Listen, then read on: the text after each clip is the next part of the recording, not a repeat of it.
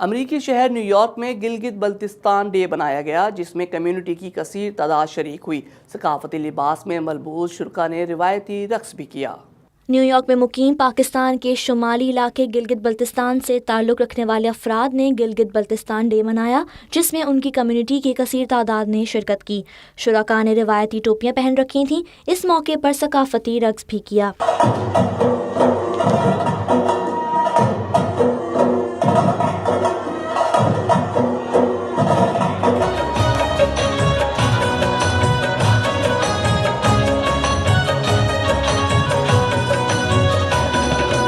تقریب کے مہمان خصوصی پاکستانی قونصل خانے کے ڈپٹی قونصل جنرل نعیم چیمہ کا کہنا تھا کہ گلگت بلتستان کے لوگ بہت منظم ہیں اور ہر شعبے میں ترقی کر رہے ہیں۔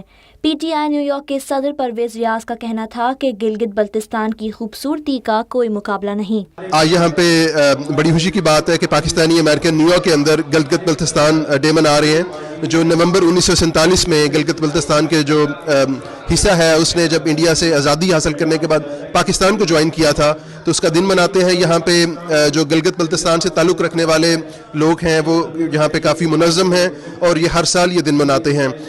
یہ وہ شاہرخ ہے کہ جس کی وجہ سے ہمیں پاکستان میں پانی ملتا ہے، اس کی جو زرخیز جگہ ہے، یہ جو پیسفل کمیونٹی ہے، نسیم دتی صاحب جو ہیں، میں سمجھتا ہوں یہ ہر ایک کے پاس پچھلے 20 سال سے یہاں پہ ایسے ہی ہیں جیسے کہ ہمارے اپنے بھائی ہیں، دوست ہیں، تو ان کو جتنا بھی سراہا جائے گلگت بلتستان کے لیے کم ہے۔